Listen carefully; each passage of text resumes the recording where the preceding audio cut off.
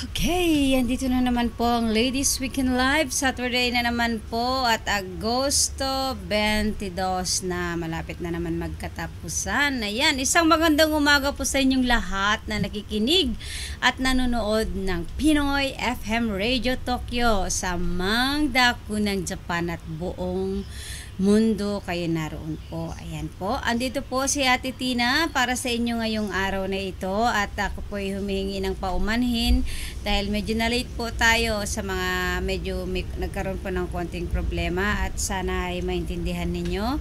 Ayan po. Ang oras po natin ngayon dito ay alas 10:10 na po. Ayan. So, okay.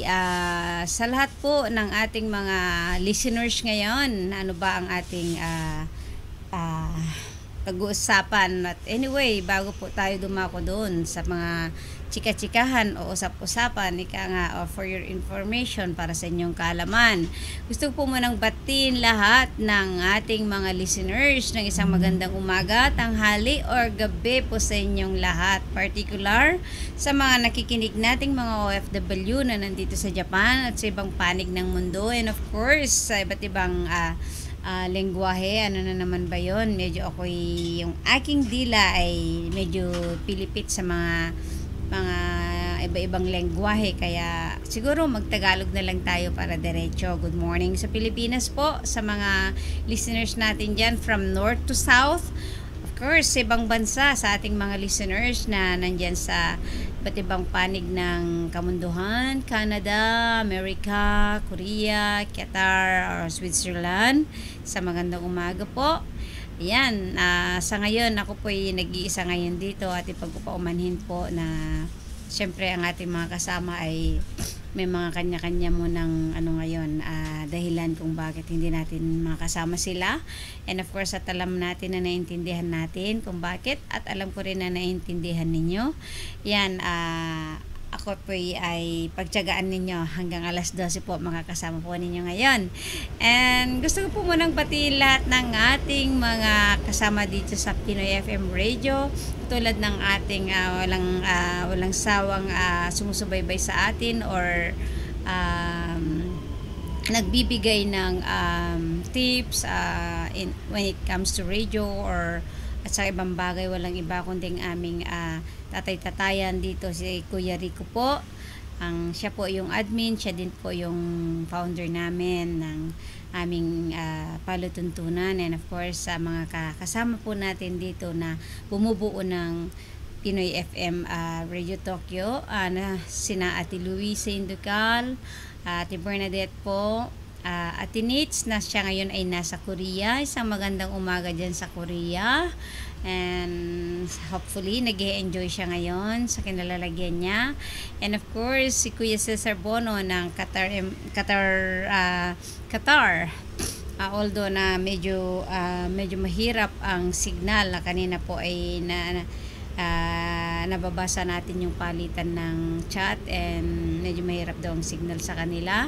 So, okay, Kuya Cesar, if ever na nakikinig ka ngayon or maganda ang connection mo, isang magandang umaga po sa iyo dyan at ng mga kasamahan mo dyan. Ingat po kayong lahat.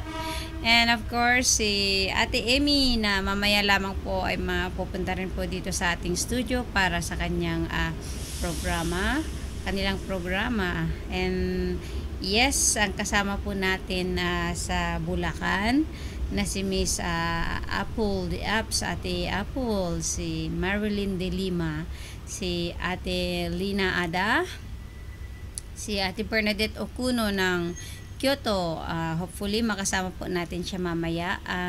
Okay, si Kuya Edmar Estubilio ng Pilipinas, ang reporter po ng DZRH na regular po nating kasama dito sa Pinoy FM Radio. Naimbag nga bigat mo manong dito Pilipinas. So if ever na meron kang oras mamaya, okay, magparamdam ka lang po. Alam mo naman na talagang namimiss ka namin dito sa radyo. So hopefully ay papakinggan natin yung boses niya mamaya. Siyempre, priority naman niya yung trabaho niya. So if ever na may chance siya, talagang nagdidingdong siya sa atin, And excuse me po, si Mami Chu Ayan, si Mami Ichu nakasama sa Hello World, ang buzzer ng Hello World. Dito rin po yun sa Ladies Weekend Edition Live sa second portion po yan ng ng ating programa po, no? Ay congratulations po, sa wakas lumabas na si baby niya. Baby yung kanyang apo. So talaga naman lola na siya. Ay, Mami Chu, lola, ano bang tawag sa'yo, Mami Chu? Lola ba? Or mama old? Or mamus? Ayan, dapat yung medyo something naman na hindi mukhang lola, o diba? Ganun lang, parang parang masarap pakinggan, diba? Anyway, yes, may congratulations to you and to Lorraine at sa kanyang little angel. Ayan po. And sino pa ba ang si Princess ng Korea? Isang magandang umaga dyan sa Korea. Ayan. At sino pa ba ang ating mga buzzers na si Sir El Tarik po. Isang magandang umaga, sir. And of course, ang ating technical sa walang iba kundi si Sir Dennis Manor and ang ating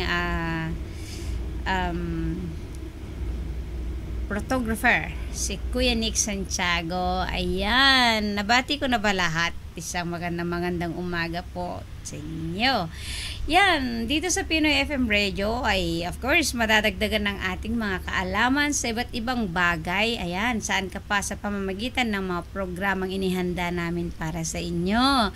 Sa loob ng isang linggo, yan, 24/7 po tayong may programa. Hindi po yan nawawalan. So, kaya po sa mga listeners natin, yan, ibalita po natin Pinoy FM Radio. Tune in na po tayo. Ayan. And of course, ano ba ang pag-uusapan natin? Kagaya ng sinabi ko kanina, marami tayong pag-uusapan katulad ng weather. So, yan, weather lang yan. Pero ang ganda ng weather ngayon dito sa Tokyo. Mainit siya pero yung hangin, may hangin siya. So, hindi kagaya nung dati na talaga naman na paggising mo pa lang sa umaga ay parang ayaw mo nang lumabas ng bahay dahil sa init. Grabe po talaga ang init. So far ngayon naman ay dito sa kinalalagyan ko, nararamdaman ko yung hangin na medyo malamig-lamig, and thanks for that. But anyway, hindi natin alam kung ano ang weather sa buong Japan, po. So sa mga kababayan natin na ngayon ay nasa work or pupunta pa lang sa work, ingat po dahil as I said, health is wealth po. So ang ating katawan lang ang ating puhunan para sa ating paghahanap buhay, at of course na inaasahan ng ating pamilya sa Pilipinas. So, ingat-ingat din po pag may time. Ayan. So, by the way, excuse me. Oh, ang ganda sa... Sorry po. Okay, music po muna tayo. Okay. Para po sa inyong lahat yan, ang music na ito.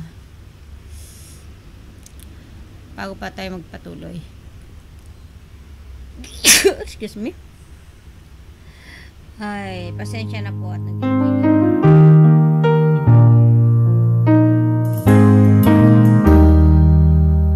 Balikan lang sa sarili